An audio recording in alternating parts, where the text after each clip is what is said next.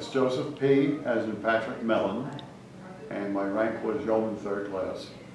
So that was really it. I got out, I left the Navy on September 29, 1966. And I was honorable discharge 2 years later with an honorable discharge. And I already had the 2 ribbons. I never got to Vietnam, so I didn't have that.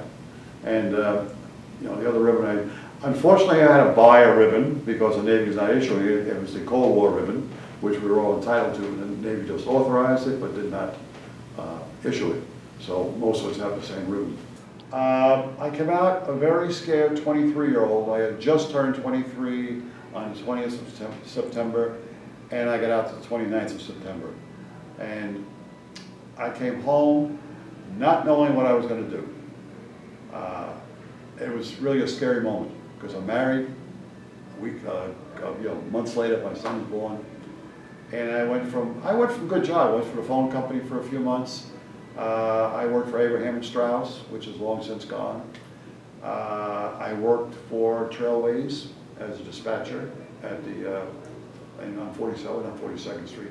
I think it's 42nd Street and 8th Avenue, something like that. The Port Authority bus terminal. I did that. And one day I had walked down to the station to get a train in. I lived out, my wife and I lived in Copiague. We were renting an apartment in Suffolk County. And I got down to the train station, and I was working the 24-hour clock with Trailways. And I said to myself, I can't do this. I can't do this. I got to go home. I got to take a day off because I see a dead-end job. You know, I can see myself 30 years later still in a dead-end job. So I went home. And maybe a month before, I had gone in for an interview with the Long Island Railroad, right? And what they were hiring at that time were conductors, trainmen, and had no idea what that was. Guys that worked on the trains, the uniforms.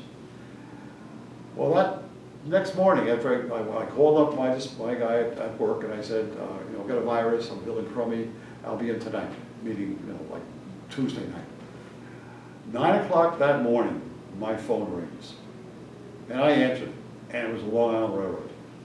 Would you like to come in for an interview? What time would you like me there? Can you be here by 1 o'clock? I said, I'll be there just as quick as I can, 1 o'clock early. Okay, dress accordingly, get in a suit, a tie, the whole bit. And I went in there, and 2 weeks later, I was on the Long Island Railroad.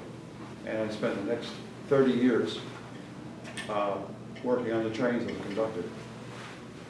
So, and I retired in 1997 with 30 years and 3 months service.